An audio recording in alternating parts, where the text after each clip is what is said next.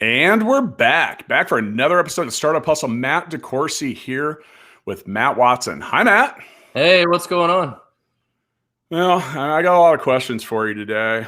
I am thinking about starting a startup, and I want to talk to you about what I should expect as a startup founder. Well, and one of the things you hear from me a lot is expectation management is key, right? So always got to set everybody's expectations. So Lambos, jets, and a spaceship to the moon, right? Yeah, absolutely. You get one on the first day. That's what I thought. I figured you got that when you signed up. Now, before we get too far into this, Matt, I wanted to remind you that today's episode of Startup Hustle is brought to you by Fullscale.io. That's the company you and I own together. Yeah, I think you know that, right? Absolutely. Yeah, we do software stuff. We help people build teams and find programmers because you know what? There's not enough of them here in the United States. Or anywhere else. Is that the first thing I should expect as a startup founder if I'm starting a tech company? Because this is the second episode in our 52-part series. Are you going to show up 52 straight times on time, Matt? Hey, so far so good.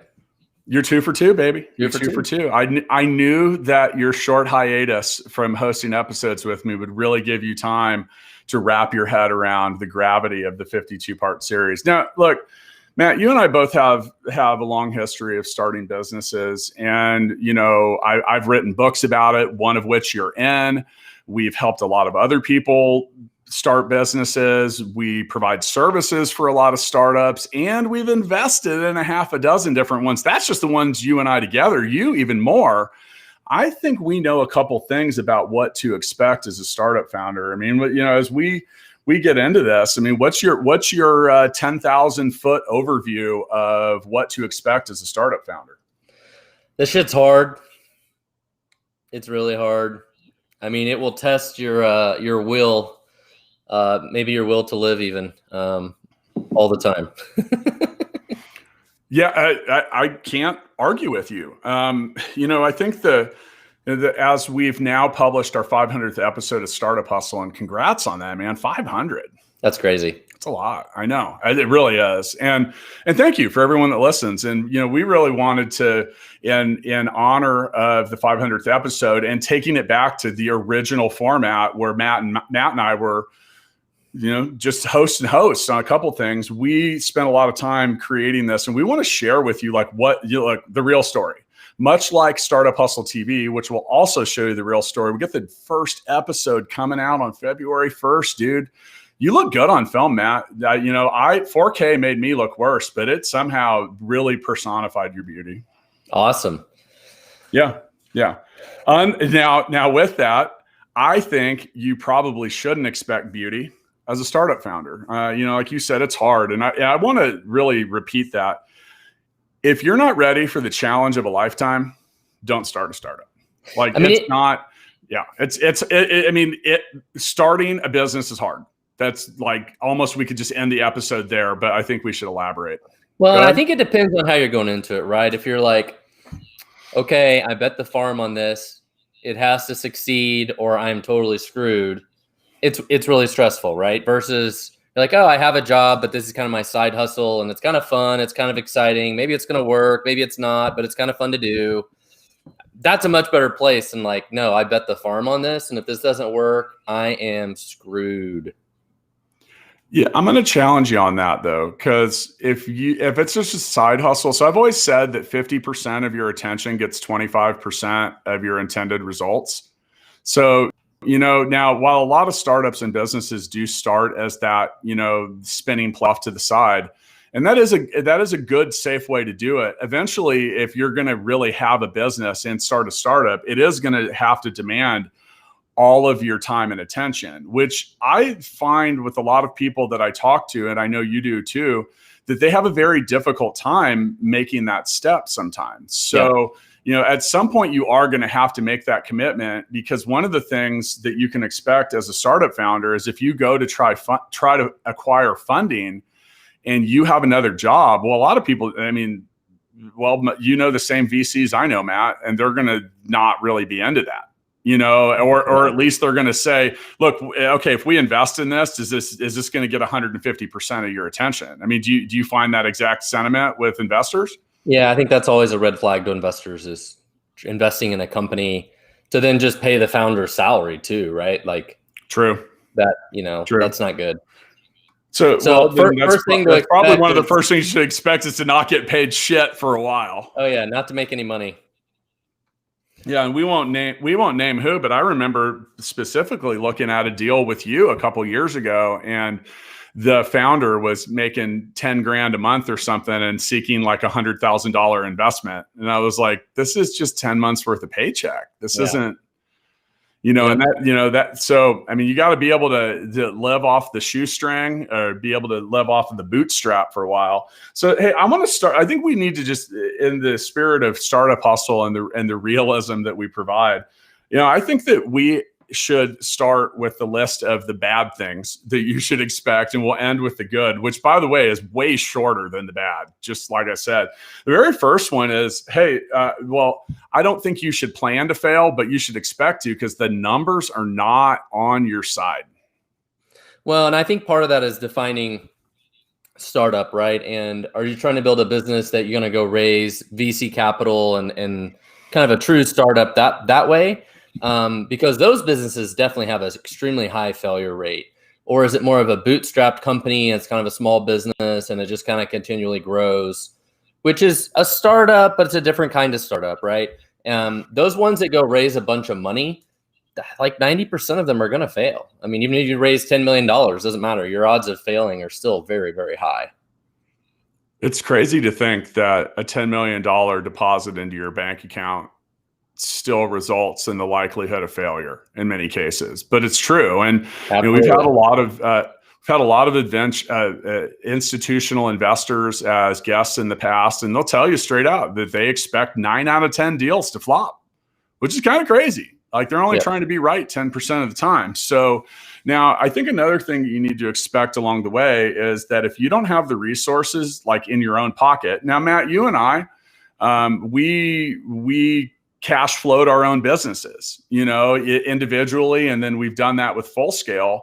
And that is something that isn't always possible for a lot of people. So one of the things that I think you can have a high level of expectation for is there's going to be a lot of frustration when it comes to finding people that want to provide, people or places that want to provide the resources for you getting started. Well, and that could be hiring people or everything, right? From raising capital, it's you start out going around trying to beg everybody to join you for some adventure that doesn't sound like a great adventure to start, right? You're like, we're in Europe and we're going to sail west. We think there's land. Come with us. We're not sure. We might sail off the end of the earth. Yeah. We also might end up. Yeah. We also might die at sea. We might get scurvy. There's a lot of things. And by the way, if we do get there, guess what? There's nothing there. There's no houses. There's no food. There's no crops. Like, we have a whole nother challenge once we get there. And I think that's a very good example, Matt, because when you start a business, first off, if you've never started a business, if you've never been an entrepreneur, I'm going to just be realistic with you. You have no clue what you're going to expect. Like, you really don't. And you have to respect that, like, respect the hustle in that regard. And with that, just know that you are going to have to learn a whole lot of stuff. I published a video on the Startup Hustle YouTube channel of you talking about why you call it the Startup Hustle. Do you remember some of the things you said? Share them if you do. Ooh. Because you got to learn to do something new every day that didn't plan to do. Yeah, you're the chief. What do you say? You're the chief cook and bottle washer. That's it. Yep. But and you can find that on our YouTube channel. And Matt, I really enjoyed that because in a mere 90 seconds, I think you really encapsulated so much of what you can expect. And I say this because with a new business, that nothing's ever been done. You have no protocol. You have no owner's manual. It doesn't matter. It's like the first time the phone rings, theoretically, you now have to figure out how you're going to answer the phone, who's going to answer the phone, or if you answer the phone at all. Well, and it's literally everything's a first. And it's really important to remember that for your employees too, right? It's really hard to go hire a salesperson or a software developer or whatever. It's like, oh, you have this cushy corporate job, come work at this little startup, right? And then when they get there, they show up and they're like, hey, what do I do? And you're like, I don't know. We have to figure it out. We've never had a salesperson before. We don't have sales processes. We don't have a CRM system. We don't have like 1,000 things. So it's really hard to hire people that are used to a lot of structure, and then you bring them into a startup where there's just everything is just kind of runs, just however it runs. You have a great point. Yeah, and, if you're starting a startup and someone you want to hire is like, can I see the job description? Not the right person. Yeah. Hold my beer is what I would say if you, in that case. What's my job description? I'll hold my beer because it's going to take a minute. So but really, the people. Go ahead.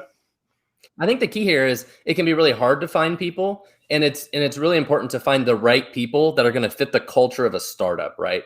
That's the challenge. And we talk about like hiring software developers is hard in general, right? Like imagine, trying to hire somebody who currently works at Google that makes $200,000 a year to come to work for your startup, which you probably can't pay them that much anyways.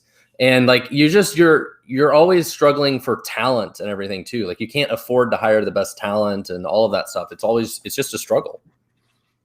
Yeah, I went through this with Gigabook because I kind of tried to go at it alone, and I got to a point where I realized that I needed a technical co-founder, and that I had grown up next to a guy named John Berman, who was an amazing and brilliant programmer, and I needed his help. And I had hired him as a contractor, but I went through some of that because John's a high-level software developer. He's used to big pay and big benefits and cool places to work. And like you said, all of a sudden you're like, hey, let's sail west.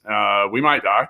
We might not. I don't know. But you look at your, and that I remember, some of the stuff because, John just in reality, his reality is what it was. He has a wife and he had a couple kids and a house payment. And, these people, they got to go like tell the people that they live with and they support. They're like, hey, so I used to work at Google, but I'm going to go work at this startup that might fail. It has shitty benefits and they have no clue what they're doing yet. Doesn't that sound like a great idea, honey? And, it doesn't. I mean, and that's so, the talent thing. And we were talking about expect some difficulty in finding people to join the voyage. Now, when you're doing that, you like Mr. Watson said, do you want to find people that are versatile, that are the Swiss Army knife? You want a Swiss Army knife and not a sword.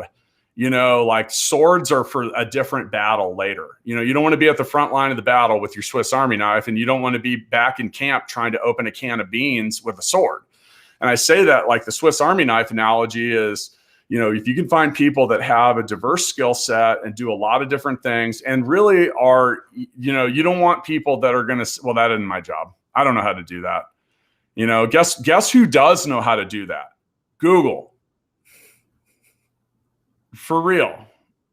Do you have you had over the years as you built your companies, have you had people ask you questions? You've heard me say this before, so I know ask the answer, Google.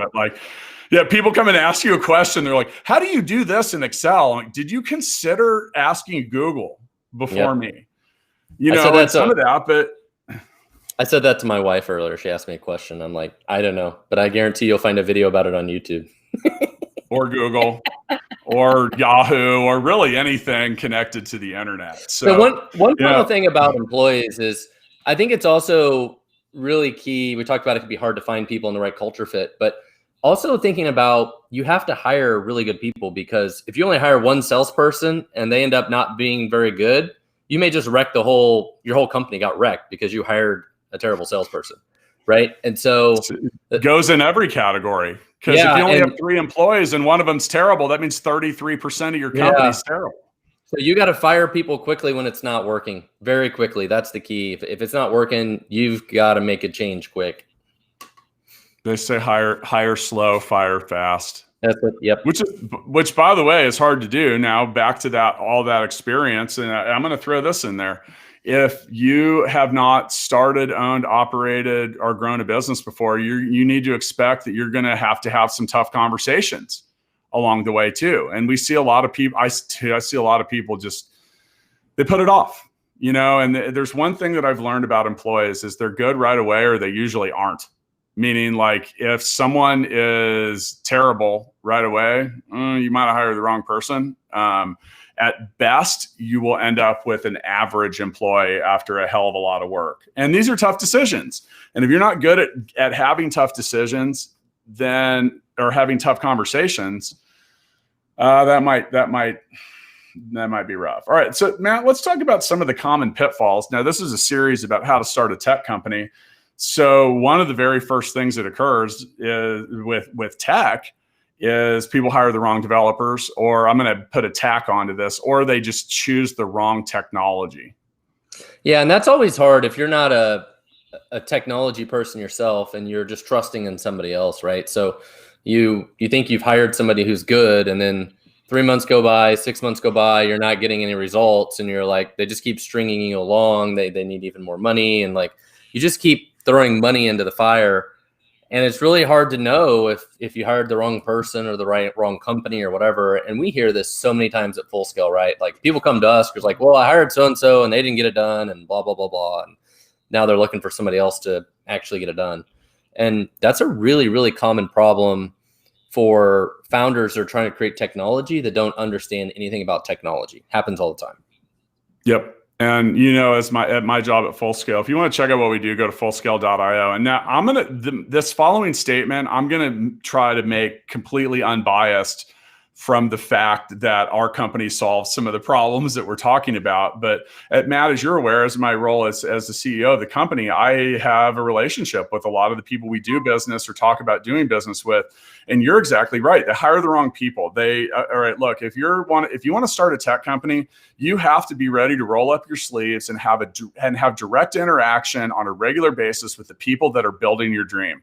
And that's what almost always the people that are waving the red flag at our front door wanting to talk about a new tech service provider, they have contracted what I call a statement of work contractor, which usually says we'll do it for X price and we'll do it for so long. And then they show them the product like every 30 days or something like that, which is okay if you have 100% confidence that you're going to get 100% of what you want. The problem is a lot of times they don't deliver on time, they don't deliver the quality, or it comes out like, you know, I think one of the things you can expect as a startup founder is that there's a hell of a lot of stuff that you don't know that is going to guarantee and immediately make the plan that you thought was solid not. Yep. No matter what you think, especially with software development, it's always going to take twice as long as you think too. That's another thing to expect. If it's even that, and you know, here's the thing: building software is hard, especially when you're building it from scratch. Like I gotta say that I have, oh my God, dude, you have so much more respect for everything that you use regularly and how well most of it operates after building software for a decade. Absolutely. Yes, absolutely. Especially when you use a really good piece of software, you're like, really appreciate it. Yep. And I do that too, like with good, especially with something that onboards me quickly and gets me set up like that. I'm like, oh, thank you. Yeah. It's like, I just got my dad gave me an iPad 4 or the iPad Air for Christmas. And I just appreciated the fact that Apple has become sophisticated and they're like, put your phone near your iPad. And then it says, do you want us to set this up the same way as your phone? Yes.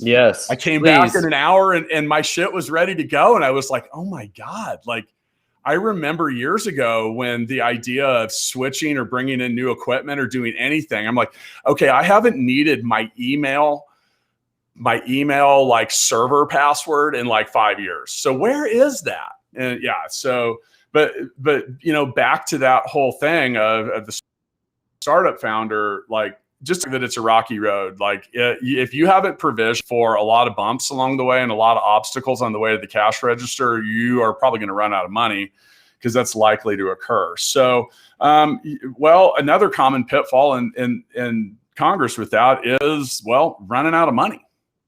Absolutely. Yep. And if, you know, anytime you're a startup and you're burning capital, there's a brick wall somewhere, right? You're like, I've got so many months of runway and I run into a brick wall.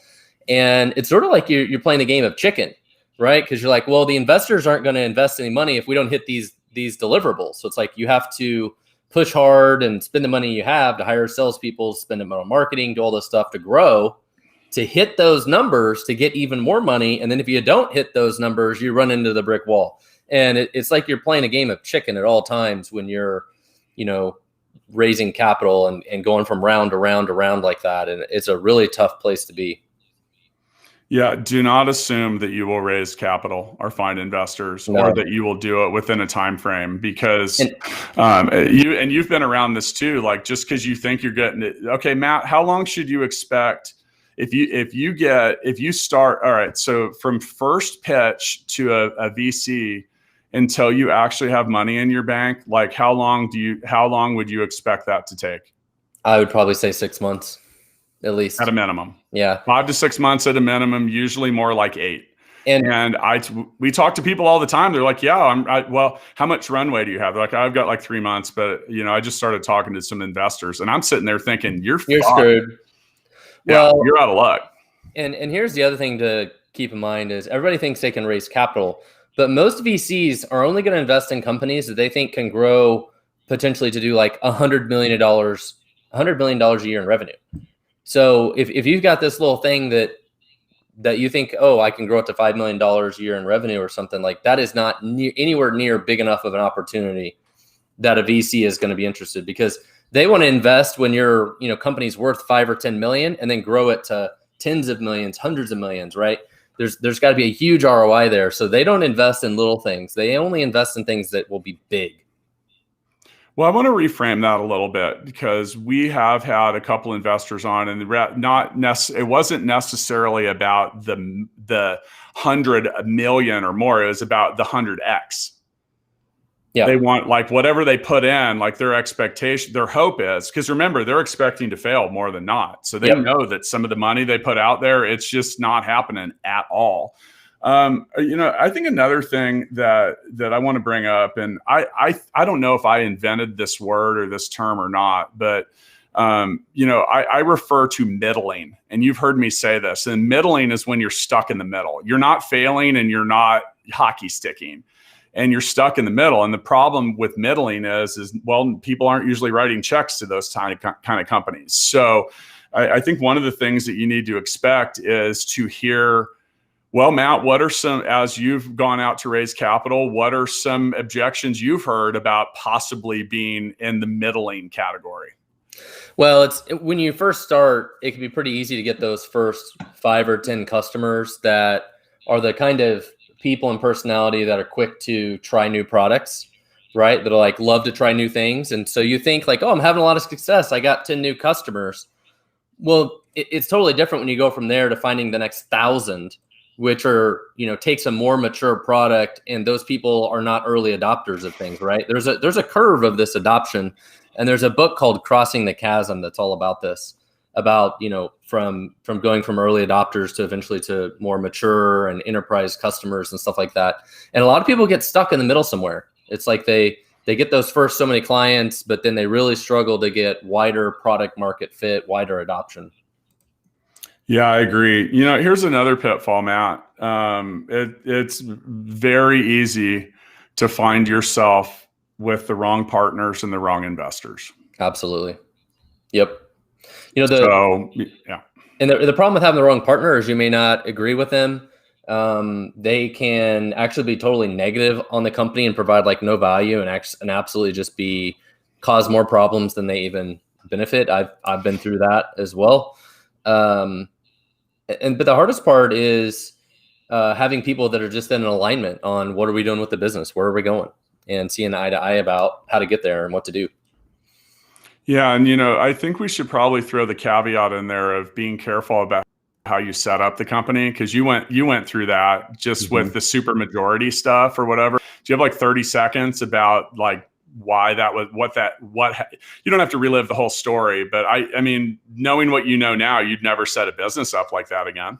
Yeah. Well, I had a company and we had basically 5 major owners, and we had set it up. So basically all 5 of us had to agree to do certain things in the business. And as you can imagine, it's really hard to get that kind of super majority. And so you definitely want to keep things simple to have a basic 51% majority. And we definitely can't have an investor come in, right? Investors aren't going to invest in a company where you have to have like an active Congress for everybody to agree, and like it's impossible. So that was a mistake that I ran through. And, we live and we learn, but back to that whole not knowing what you don't know. I mean, that's the real thing. So, so many of the things that we've talked about kind of go to the next step. Starting a new business is exciting, but that new car smell is gone pretty quick because it turns into work, it turns into stress, it turns into responsibility, and you need to be ready for it. And part of the expectation with frustration is changes, challenges, and chaos. Those might be our new 3 C's. I love that, but you are going to have to be agile. Matt, will you explain what agile is for a tech company? Well, agile usually means that you're planning things in a more shorter cycle and flexibility. You're like, hey, I'm going to work on this for a week or two. I'm going to go get feedback from the customer and then take that feedback and then make further improvements. And that continues to drive kind of the roadmap and the decisions that are being made. And working on those fast iterations with a lot of feedback. That's really the key. And that's really important for any kind of startup or new product, because if you go, hide in a dungeon somewhere for 12 months and build something and then finally come out at the end, like you may figure out people hate what you built. So right. Now, Matt gave the overview based on building a software product or just a basic product roadmap or timeline. I'm going to twist that same agile mentality into a leadership and business growth thing. Look, when we say agile, you have to be quick. You have to be able to move and maneuver and get out of the way. One of the advantages of being a small company is your ability to show your agility. You are maneuverable. You have the ability to change course. You have the ability to do things very quickly. Now you look at full scale. So once again, full scale, we can help you build your tech at your startup.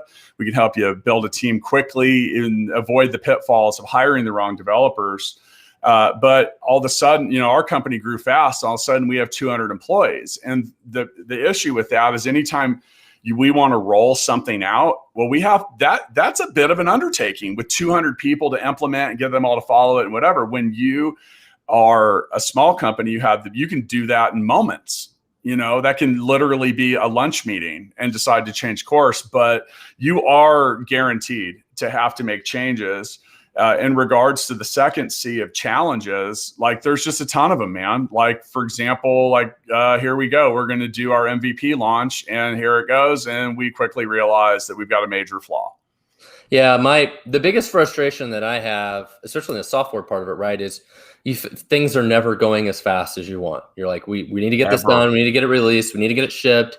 And especially if you're not a technical person and you can't even help get it done, it's like you just sit around every day and you have meetings every week with a team and you're just frustrated. You're like, why isn't this shit done? I got people that want to pay us for it, but we can't deliver the product. What is the deal? And that is really, really frustrating. And that kills so many startups, right? Because they only have so much funding. They run out of money at a certain time, but they've got to deliver the product. They've got to sell it. And they're on a really tight timeline and everybody's under a lot of stress. And you're just constantly waiting. I got a couple words for the wise from a non-technical founder. If you're building tech, one thing you need to understand is just because you want it done by a specific date does not make it possible. You talk about challenges and frustrations you're like, why isn't this done? Why isn't this? We set a deadline for this a month ago. Well, look, deadlines aren't always structured in reality. Like people still need to make it happen. And I see a lot. I've had countless conversations with non-technical founders trying to level them out a little bit. I'm like, hey, look, just because you want the team to have it done in 2 weeks and you say that's the deadline and that's when you're launching, it doesn't mean that it's humanly possible. So you have to temper your expectations at times. And, patience can be a virtue in some cases. When it comes to these things, yes. In other cases, too much patience can be a little bit of a killer. Now, Matt, the inability to handle challenges and changes often results in chaos. Are there any way? Have you ever used chaos as like an agent of transformation or any other way to, I don't know, at least with chaos, you have movement, you have friction, you have energy. Yeah, I think there's chaos is a positive and negative, right? Sometimes it almost requires chaos to get things accomplished. It's like, forget about policies and procedures and security and this and all these things, right? We're just going to get some shit done. We're going to throw some stuff on the wall and see what sticks, and we're going to go do it. Too bad Sally and whatever department doesn't like that we're doing this shit. The problem is Sally, and we're going to cause a lot of chaos to prove to Sally that there's a better way to do this, right? Like sometimes that's the only way you can get things done. But on the flip side, that chaos can be very destructive. Sally might quit. And some people don't handle that chaos. They don't handle in startups like that continual change and kind of chaos that can happen, because startups can be filled with a lot of chaos until they figure out their business model, they get the right people, the right policies, the right procedures, and things slow down and all that stuff. But when you start out, like you're just kind of running from the hip and things can be very chaotic, but that's also sometimes why you move very quickly. Yeah. Well, like I said, chaos is, at least you have energy, you have friction, like something's moving. The opposite of chaos is everyone dead on the battlefield. Yes. Yep. Which is hard to resurrect. So I can work with chaos. The entire platoon dead on the ground, not so much. Now, I think that chaos and your response to it as a leader really defines you as a leader. And we've seen it. I mean, Matt, we've talk about telling the real story. I mean, I've had to step up at full scale at a couple different times and be like, hey, everyone, look, we're good. We're good. This is why. Stay the course. We're going to be all right. And so, but those are defining moments of your leadership, because I think the worst thing you can do as a leader at your startup is embrace the chaos and join it. Well, and there's my God, what the fuck are we going to do? Well, and there's been a couple times at full scale even, right, where you figure out like, hey, this part of the business isn't functioning very well, or these employees aren't doing their job very well. And you had to step in and figure it out. Well, in the process of that, you create a lot of chaos for everybody, right? Everybody's like, oh my God, he's involved in our thing. He's changing everything. I don't like this. But you know what? Sometimes it's what you got to do. Back to that, having to do it all sometimes. Now, it's not that I do it better, but I know how we wanted it done and how it should or could be done. And I give everyone the opportunity to get that done.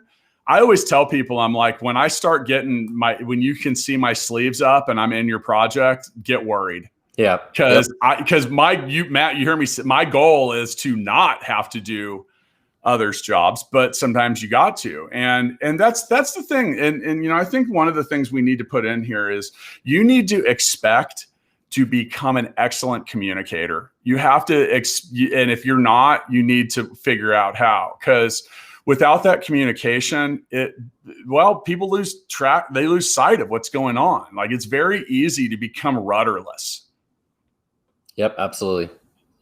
On that ship, on that make-believe ship that we're sailing west, that has very little hope of finding the new world.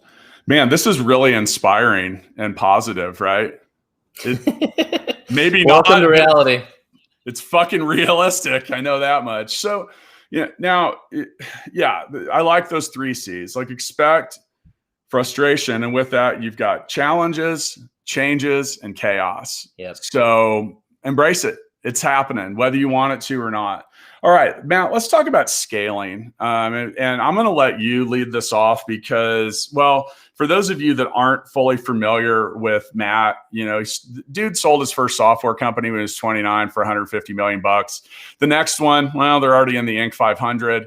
He knows how to scale a business. So I'm going to just hand the mic to you, Master Watson, because what is scaling and what are some of the problems and things that come with it? Well, there's always a delicate balance of how fast you grow a business, right? And how fast do you hire people? How fast do you spend money on marketing? How much money do you invest in the product to improve the product? Like, there's always a balance around, how much capital you have and how fast you deploy it too, and then how fast you grow. All of those things, right? And people always say they want to grow as fast as they can grow, and they'd love to have that problem. Like, I'm growing too fast. I actually had that problem at Vin Solutions, and it was not a fun problem at all because, we would sell 50 new accounts a month, but then next thing you know, we're on a 4-month backlog, and all my sales team does now is take calls from people that are pissed off that paid 2 months ago for installation and everything, but they're not installed. And now my salespeople don't have time to go sell anything new, and we can't even deliver it if they did because we're 4 months behind. And there was no easy way to solve that, right? We weren't just selling like, we just need to print more discs and mail them. Like there was a bunch of labor and all this stuff that had to happen to set up new accounts, and we built websites for them and all this stuff, right? And there was no like easy button for that beyond like hiring a bunch of people that we didn't have money to do. And then if you even hire them, they're not trained. So, I mean, growing too fast it can also be a really big problem. Well, they often say, and I say they, whoever they are, you can go out of business and you can grow out of business. And to, support what Matt said, we ran into the same thing at Full Scale because we went from starting a business that wasn't full scale to 3 months into it, realizing we had a tremendous opportunity when it came to tech services. That said, we had 100 employees before we were a year old. And you run into these chicken and egg problems, as I refer to them. So like, we didn't have office space, or, like our human resources process wasn't sophisticated enough, or cash flow issues, learning how to bill, like the way that we billed our first 3 clients as compared, like, all right, I'll give you an example. So we let our first 3 clients pay in arrears. Like we did a month worth of service and then we let them pay, which meant that we usually got the check about 45 days after that first day of service, which seemed fine in the beginning. And then all of a sudden I sat down and I started looking at the math and I was like, dude, the way this is growing, we're going to need millions of dollars just to float our own receivables. Not to mention the fact we might be in a tremendous position of liability. Like we could be a couple months behind, before we realized that someone wasn't going to pay. And we had to, once again, embrace change and start charging at the beginning of the month for the month we were about to provide service for. And these kind of fundamental changes, which then again, now we had to figure out how to do that. How are we going to get everyone on ACH? Okay, it's great to say that, but how do you do it? You need a form. You need to get people on. You need to get them to trust you, like all these different things. And I mean, it's going to come up, and another thing too with scale that people run into with scaling problems, kind of like you mentioned, Matt, is just the inherent lack of resource. And, we did that happen with us at Full Scale as well. Cause we had 1 month where we hired 30 new people. Oh shit. Okay. So now we have to buy 30 laptops. So that's almost 60 grand. We got to buy 30 desks, 30 chairs, 30 everything. And this is all before. So we're looking we're at the point where all of a sudden we're looking at like 75 to 100 grand before these people even show up on day one. Oh, wait, we got to have somewhere for them to work. Yep. Oh, that is okay. Now it's more like 100 grand. And this is before they show up and earn $1 for the company. And that's the thing. You can try and grow too fast and you end up dying because you're growing too fast and you make one mistake along the way. Yep. And we made a few and some of that. And I mean, there were times at Full Scale, especially in the beginning. Well, there was 1 2-month period where we just had a waiting list. It was like, and here's the thing is that's frustrating. That's like, you have people that are ready to pay you. Kind of like you ran into with Vin Solutions. You've got all this business lined up and then you can't deliver it. For a number of different reasons. And that's frustrating because it's about resources. It's about, and then in our case, so when I hear scaling, so how scalable is your business? And I don't think for tech standards, I don't think we gave a plain enough and fair enough definition of scalable. So like at Stackify, you have an application performance management product that could handle 10 times the number of users than it has now, with a very minor amount of adjustment. Am I correct? We could definitely handle twice as many customers for sure. And as we continue to grow, we find problems and we have to improve them. But it's the key thing there is like 1,000 people could go sign up for it in the next month. And I don't necessarily have to hire a bunch of people or anything to do that. It's more self-service. Maybe I need to hire a customer service person, but there's not a lot of turn a dial up. You turn a dial up on a server setting that increases bandwidth or capacity. Now, here's the thing: is so we found at Full Scale, and I still like Full Scale, even though it is a tech company, we provide tech services, but labor that. But we rely on people. And it was actually Neil Sharma, the founder of DEG, that said something to me. He said, well, Matt, the thing with software is it shows up to work every day. And that's why it's so valuable. And that there's a scalability. So if your business is highly reliant on people, I don't consider Full Scale to be scalable in the same way that we just referenced with Stackify. Like we can't go, we can't double our current revenue without doubling the number of people we hire. The problem with that is we have very, very, very strict and specific. We want to only hire people that are at a minimum in the top 20% of their career field or experience level, preferably the top 10%. The problem is with that model, that means we got to talk to 10 people to hopefully find one. You got to find them, you got to recruit them, you got to assess them, you got to do, and then you got to wait. Because by the way, in the Philippines, where most of our employees are, usually you give a 30-day notice there. All that said, that's not scalable. Like you said, with Stackify, you could have 1,000 people sign up in the next couple days.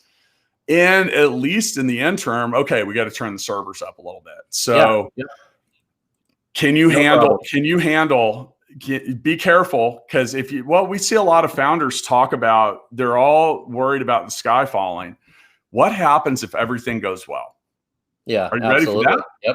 Yep. Are you ready for that? Because everyone's trying to, on many days, stop from hitting zero.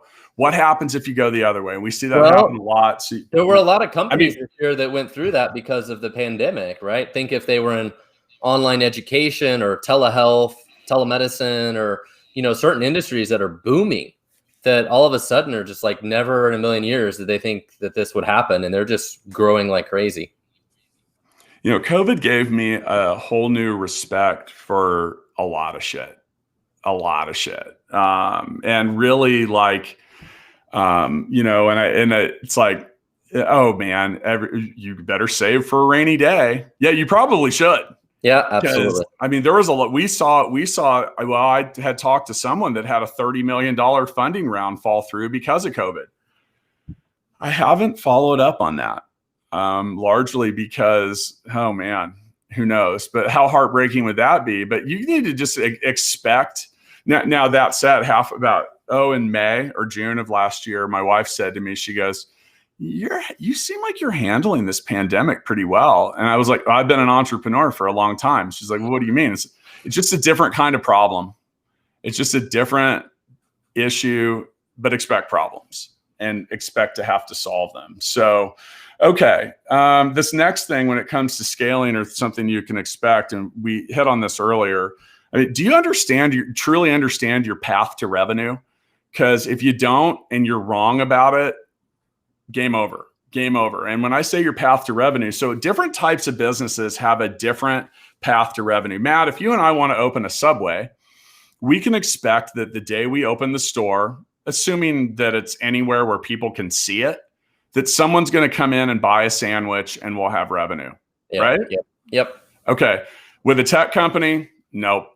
Like, you can go you talk about those $10 million companies that fail or even more. They never even generate any revenue sometimes. Well, and that's the challenge with startups is a lot of times, and that's why a startup is a startup, is they're building a new type of product and a new, industry or whatever. And they have to find product market fit, figure out who is the best customer for this. How do I reach those people? And a lot of times it's not really known early on. You're like, I built this widget and I know somebody loves it, but I'm not sure who loves it the most. And you spend a lot of time trying to figure out who to sell to and all that stuff. And it can take a lot of time. And sometimes the assumptions you make are totally wrong. And that's why people pivot, right? They're like, well, we thought we built this thing for this, but we figured out that with a few tweaks, it was a totally better solution for somebody completely different. Yeah. And, happens all the time. So from day one till $1, how long did it take you at Stackify? I want to say it was 2 to 3 years. Say that again? 2 to 3 years. I think at least 2 years. It took us 2.5 years to generate $1 of revenue at Gigabook. And now a lot of that had to do with the fact that I was doing another job and running another business.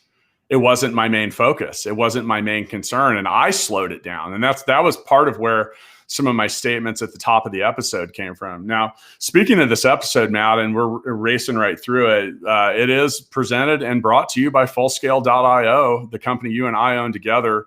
Matt and I have built a product and a service offering that's for you. Like if you're listening, if you made it this far into this episode, you're interested in either starting, growing, or improving your tech company. And our business model is really simple. We figured out what all the problems were that people had with outsource and offshore development, and we did the opposite.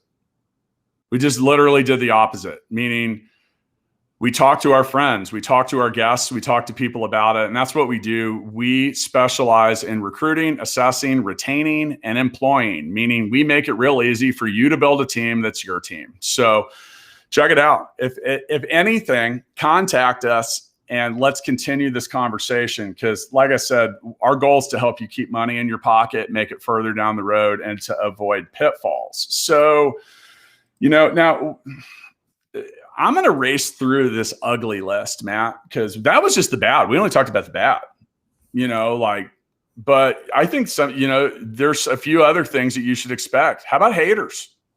Absolutely. Yep. Going to have some haters for whatever reason. Hate. They don't like your startup idea. They think it's a dumb idea or whatever. You're just going to have haters. Haters going to hate. Lovers going to love. Is that... I don't know. I was thinking of Dave Chappelle's version of an R. Kelly song. All right. Skepticism. It's a subcategory of hater. Well, you're going to get it from your friends and family and even your employees. Right. What? And you've heard me talk about this before as a founder. A lot of times you got to be a cheerleader, and that's especially important to your employees who are like, they left their cushy job to go on this journey. You got to keep telling them that, hey, we're doing okay. Things are going to be all right. We figured out how to do this, yada, yada, yada. Like you got to keep everybody rowing in the same direction. Newsflash. No one's going to be more skeptical than your friends and family. Absolutely. If you haven't done it before, you're going to come into this expecting that to be your pillar of support. Not going to happen. And it's like mom and dad, God bless you. But they want the best for you, and you're taking on some really risky shit. So 9 out of 10 times, mom and dad are going to be like, I don't know about this. And then you have like the dad that's going to be like me, where I'm working with my 6-year-old to build a minimally viable product for something. I'm not even sure what it is yet. It might be, hey, have you seen my unicorn? Here you go. Those of you watching on the live stream, there you go. That's our MVP. Yeah. I like it. And she knows that I like gold shoes. So that's real gold, according to her. But I'm pretty sure it's not. And if my kid did get real gold and painted it on something, I got other shit I got to deal with. Okay, Matt, we have talked about this next one through and through. How about the ups and downs, buddy? Absolutely. I mean, a lot of times as a startup, you feel like it's, David versus Goliath, right? And you're like, I don't know how we're going to do this. And then the next day you get a little bit of a win, or you raise some capital and you're up and things are going good. And then the next day you realize you're still fighting Goliath. And, it's just up and down, man. You know those paddles that have like the little rubber string and the ball, and you're just like, pop, pop, pop, pop, pop, pop, pop, pop, pop. I think that's one way that you can expect to feel. The ball being your head, your pride, your wallet, your ego, and your reality, and it's just thumping. And once you get it right, it goes even faster. But the ups and downs, and look, here's the thing: entrepreneurship, and we talk about this a lot on Startup Hustle TV, and that's our new web series. Come check it out. Go to YouTube. Hey, folks, I finally saw it after working on it. I had that moment where I sighed relief because I realized what we created doesn't suck, and that was a good feeling. Now, with that, we talk a lot about the ups and downs, and entrepreneurship is not for everyone. And in fact, it's overwhelmingly not for everyone. It is going to test you. It is going to test you. Okay. Matt, have you ever had self-doubt?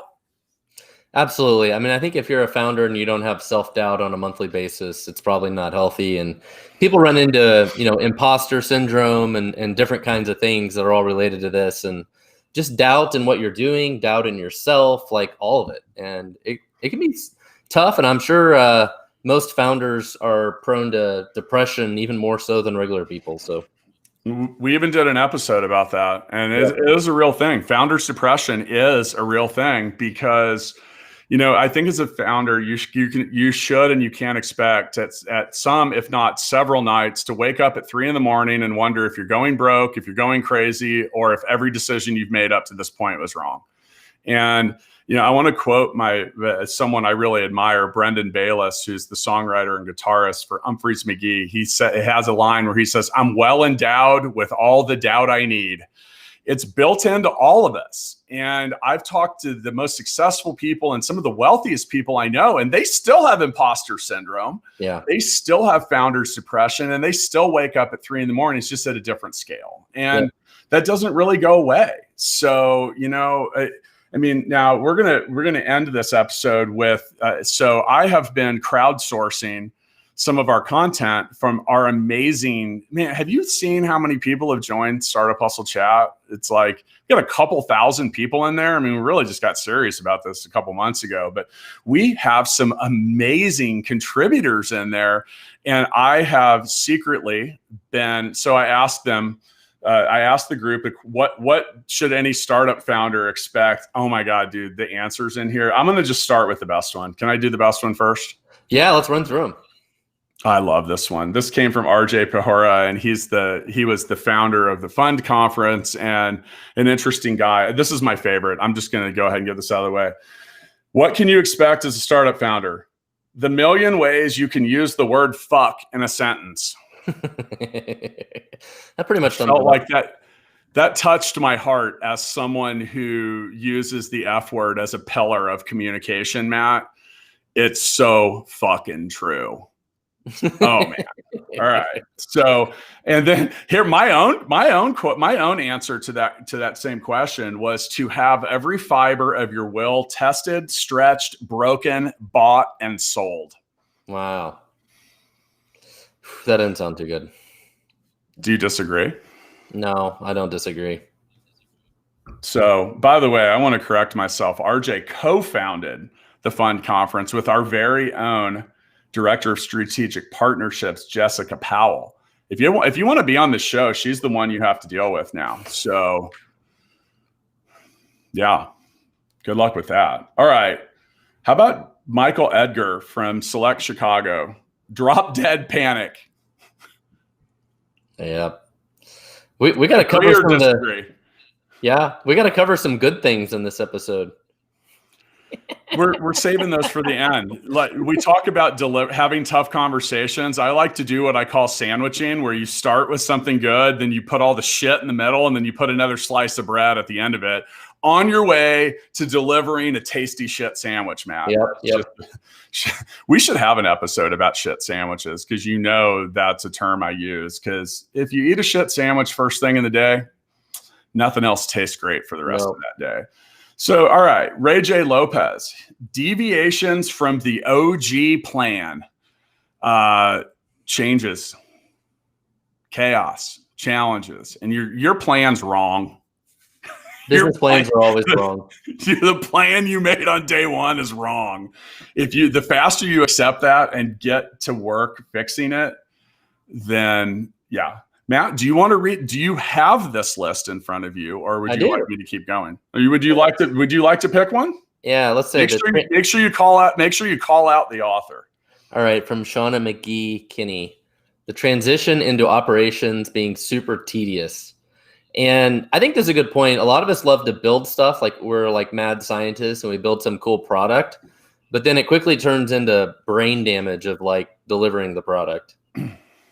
So yeah. So we talk about shit sandwiches, the beginning, the middle, and the end of it. Like the middle part of the business for me is it's my least favorite, because like you said, it's that brain drain. It's into like the meetings change from the exciting, fast moving nature of raising capital and building your first product to like, Cool. I'm going to spend the next 2 hours talking about customer service. Yep. Well, the next entry is from our very own Chief Marketing Officer and also the founder of Mixtape the Game, which is something we have invested in. We're pretty excited about Mixtape the app. We need to play again. We need to do another episode. Do you know that it links up with Apple Music and Spotify now, and has tiebreakers and like a whole bunch of cool stuff in it. I'm looking forward to that. But Joel said, expect opportunities to quit, then glimmers of hope that can motivate you for an entire year. I think that's fair. Pretty much. It does, look, it's not all negative, people. Like I try to find the diamond amidst the shit sandwich. You know what? So, it kind of sounds like golf. You totally suck at it for 18 holes, but you had one good shot. It gives you a glimmer of hope. Yeah. You pretty much just described me as a golfer. Like, I'm looking at my scorecard, shaking my head. You know, my dad's almost 80 and has had like 100 heart surgeries and stuff like that, and he still beats me at golf. So I've kind of given up on that. All right, so the next one, I'm going to take this because this is one of my friends from college and life, Jeff Auslander, who's the CEO and founder of Dynamic Logistics, and they're one of Kansas City's fastest growing companies. He said, entrepreneurship. Hey, Matt, can you spell entrepreneurship? No. Without looking? No. No one can. It's okay. No one can. No one can say it either. Entrepreneurship is the hardest thing you can ever do in your life. And if you aren't up for that, keep working for the man. But if you are up for it and you fight through it, it's the greatest thing you could ever do in your career. I agree. Yes, absolutely. Yeah. That's from my buddy Jeff. All right. You want the last one? Yeah. From one of our attorneys? Yeah, from Sheila Seck. Remember, entrepreneurship is not a straight line, it's a lumpy path. Fair. Yeah, absolutely. I talked about this in $1 Million Bedroom because business school will teach you that it's A to B to C to D to E to F to G. And the reality is that along the way, C quit because it got in a fight with D, and E didn't deliver on time. So we had to jump forward to G and put it where C went. And then C didn't want to go to the back of the line. And then the real problem was somewhere along the way in your office, you didn't know it, F and B started fucking, and then they broke up, and one of them quit because they didn't want to work with their ex. And that's really how it got. It's never a linear path. It's never really the way that it works. So, Matt, we did save the good, which is the shortest part in here. I think look, now, hey, if you make it through all these challenges in adversity, that's why I do it, man. The challenges are part of the game, but when you get it right, fuck yeah. It's great to run your own company, have that freedom, be in control, not have a boss. Like, all those things are great, but you don't do it for the money. You do it because you enjoy being an entrepreneur. You enjoy solving problems. You enjoy running a business. Money is the part that is really the score. And you got to really focus more on the freedom and other benefits that come from being a business owner. Yeah. Yeah. And and what you just laid out at the end, that self-fulfillment, it was, many people are familiar with Maslow's hierarchy of needs. And the fifth level is being self-fulfilled. And the definition of self-fulfillment is doing what you know or feel that you're capable of doing. And, it's a hard category to arrive at. I've been in it. I've hovered back in and out of it. It does feel great. And it is a huge antidote for all the shit that the 3 C's cause, all the changes, challenges, and chaos. And, when you are in that mode of self-fulfillment and you really feel like you're getting it, it's a beautiful feeling. And I think it's worth all the crap that you go through along the way. I mean, another thing I think that is on the good side of expectation is, for me, I take a lot of, and I know you do too, Matt, I take a lot of pride in the jobs that we have created both locally and worldwide. Absolutely. As well as the opportunities, like the folks that have been with us at Full Scale since day one. We had one employee that worked in our office. She just retired. Did you know, Miss Tess retired after 10 years in and Yeah, that's around incredible. and dude, she's my age. What am I doing wrong? I want her, but that's someone that went from one business to another to the next one. And, I take a lot of pride in the fact that she took a lot of pride in us and the changes and everything we did. So, Matt, on the way out of this episode, once again, this is episode 2 of our 52-part series. You can tune in for a new installment every week. You can also go to Startup Hustle TV, find us on the YouTubes. And I'd love if you joined us on Facebook in the Startup Hustle chat. It's real easy to find us. Go to Facebook and type in search, go to the little search thingy and type in Startup Hustle. Matt, what's your summary of this episode? What do you want to say on the way out, buddy? Well, we talked a lot about the negatives, and there are a lot of positives as well. It's, when you start a new company, it can be very exciting, and the trial and errors, the iteration of like, oh, we found a new customer and they want this and we can deliver it and they're going to pay us for it. And we're trying this thing and we figured out we need to make some changes. And like all of that can actually be a lot of fun and very exciting. But it can also be very stressful. And if you've got to raise money to do it, that's really, really stressful. And it's very frustrating because things don't happen as fast as you want to. And things, you have problems with business partners or this or that or whatever. And the hardest part is you said, well, part of the funnest part can be the very beginning, but it can also be the hardest, right? You get to a certain point where like you got through the hard part of the first 2 years or 5 years that things get a lot easier, which is kind of where Stackify is at now. It's a lot more fun once you get started, but it's hard. Yeah, I think overall, and like I said, we hit on a lot. Look, our goal and our mission statement at Startup Hustle is to tell you the real truth. And I turned 46 this year. I've been an entrepreneur for a long time. I've been in and around this life for a while, and I'm just laying it on you, folks. Like, I really want you to know what you're getting into, because if you don't know and you go down the rabbit hole, well, I mean, I've seen a lot of people that lose their homes, they lose their credit, they go bankrupt, they do a lot of things because they jumped into something without having a realistic expectation about what to expect or what they were getting into. In the next episodes, we're going to talk to you about some of the successful traits that startup founders have. We're talking about some of the reasons that startups fail, a whole lot of other stuff. And, as we progress through this mega series, and I'm excited about this. I mean, and Matt, good job. This good episode today, buddy. Yeah. Good job, man. I'm proud of you. Keep up the good work. I'm proud of you.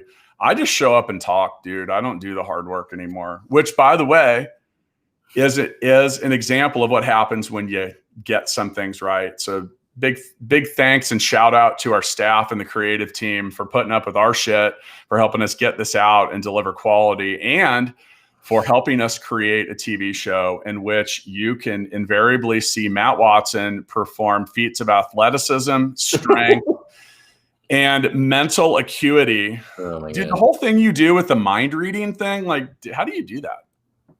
That's why they call me master. Is it? Mm-hmm. Is it? I thought you won an award that said you were the master. True. Was that for mind reading? It was for mind reading. Okay. Yes. If you want to learn more and see Matt Watson actually read minds, head over to our YouTube channel. I'll see you next time, Matt. Thanks, everybody.